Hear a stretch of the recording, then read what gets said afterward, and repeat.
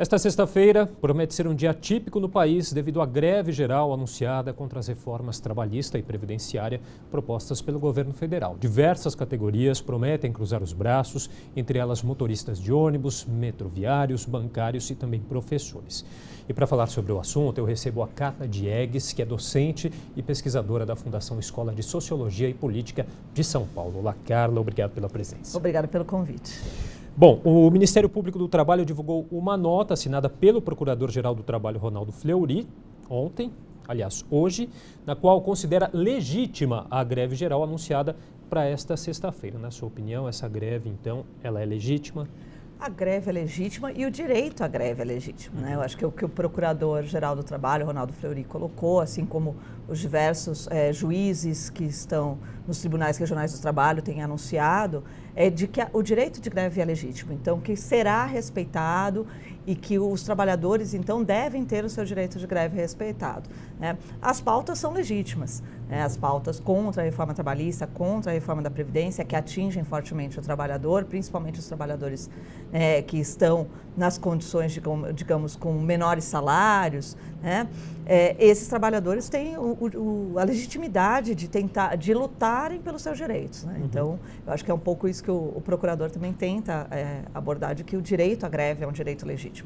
Agora, fazendo uma reflexão histórica do país, essa ferramenta, esse instrumento de reivindicação que é a greve, na sua opinião, ele é eficaz? O quanto ele é eficaz?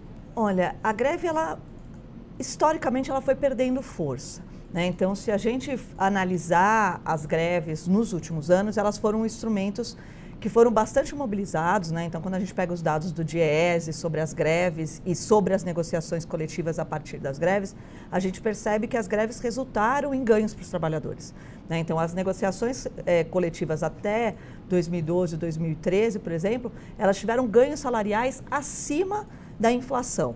E muitas delas vieram a partir de paralisações que foram realizadas pelos trabalhadores, né, das diversas categorias. O setor público, por exemplo, foi um setor que mobilizou muito as greves, né, até mais ou menos 2013, 2014, e teve ganhos significativos com a greve. Então, a greve é um instrumento importante, né, e ela, na verdade, o sentido dela é de que, ao paralisar, mostrar a importância do trabalhador.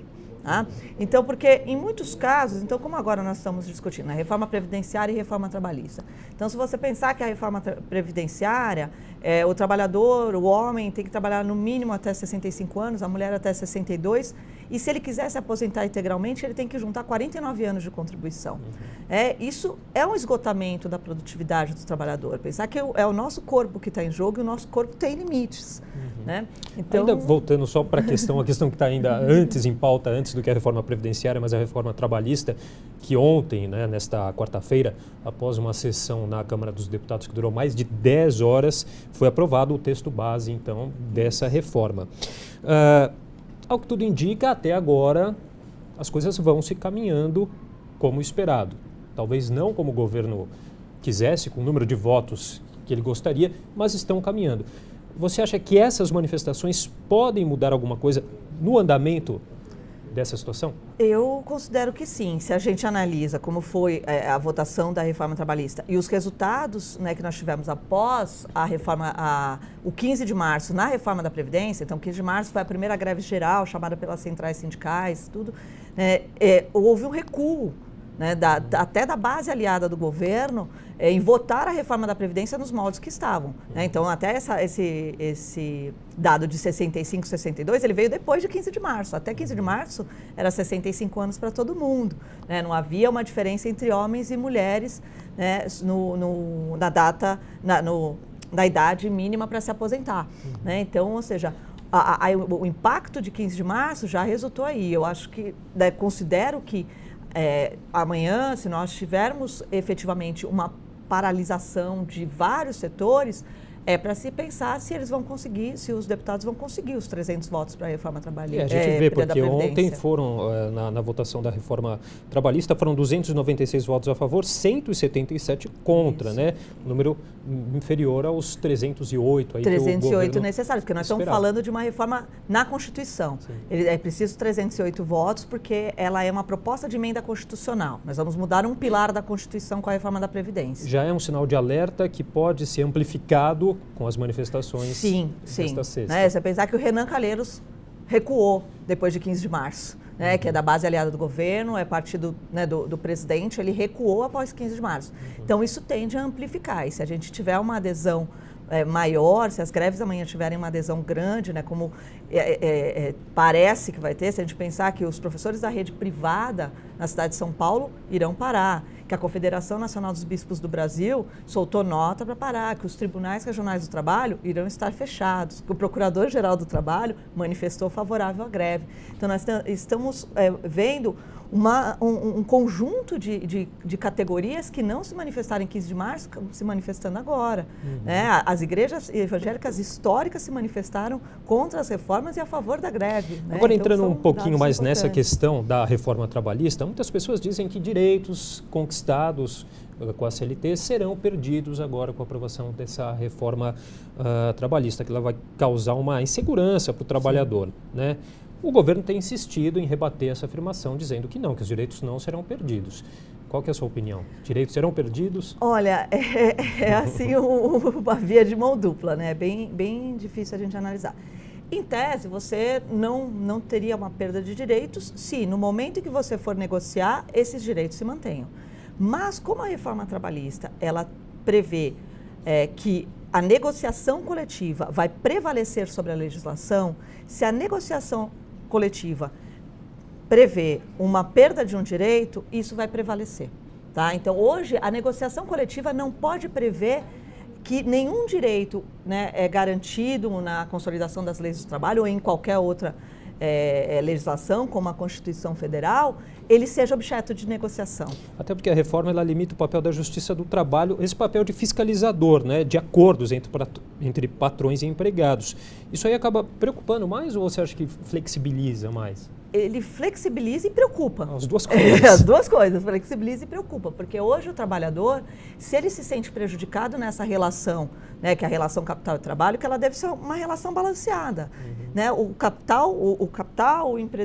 empregador, ele tem que ganhar, mas o trabalhador também não pode perder nessa relação. Porque afinal, ou seja, é a força de trabalho do trabalhador, é o quanto ele dedica ali, que faz com que também o empregador consiga o lucro que ele tem.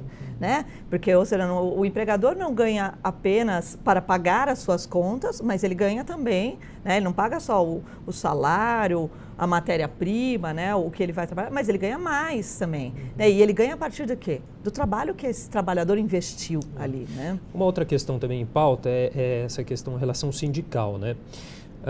Por um lado, a reforma ela dá importância aos sindicatos, permitindo as negociações e acordos além dos limites definidos pela CLT. Mas, ao mesmo tempo, ela retira a obrigação do imposto sindical. Isso. Né? Isso acaba enfraquecendo o sindicato? Essa balança aí fica positiva ou negativa? No primeiro momento, ela enfraquece, sim, e não só enfraquece o sindicato, mas enfraquece o trabalhador. Porque essa proposta ela não vem acompanhada de uma reforma sindical. Então, ou seja, o fim da obrigatoriedade, né, do imposto sindical, da contribuição sindical, como é o nome, mas que seria o imposto sindical, ele deveria ser acompanhado de como vai ficar, então, a representação dos trabalhadores via sindicato. Porque hoje, no momento em que um trabalhador um dia de trabalho é retirado e é dado para o sindicato, o trabalhador tem garantida a sua negociação coletiva. Mesmo que ele não seja um associado do sindicato, o sindicato representa ele porque ele faz parte da base. No momento em que o imposto sindical não será mais obrigatório, a questão é, esse sindicato precisa representar esse trabalhador? Ou ele só pode representar os trabalhadores que são associados? Isso não foi discutido, isso não está na pauta, porque a reforma sindical não está na pauta. Então, isso também tem que ser trabalhado. Né? E acho que uma das questões que os sindicatos levantam, as centrais sindicais, federações, etc., é de que as coisas estão sendo feitas sem ter esse diálogo.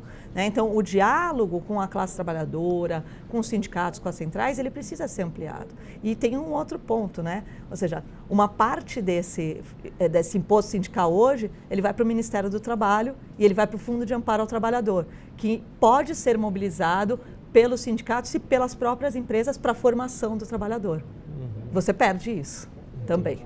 Bom, em todo caso, né, a nossa legislação trabalhista em vigor, ela é de 1943, alguma coisa precisa ser feita para se adequar. Claro, claro, ela né? precisa ser feita. Então, porque você teve uma mudança no trabalho, né? Então, entrou na regulamentação, por exemplo, o home office, que hoje é uma realidade. Sim. Né? Então, ou seja, é preciso regular o teletrabalho, né? Também como chama, que já havia uma regulamentação no governo Dilma.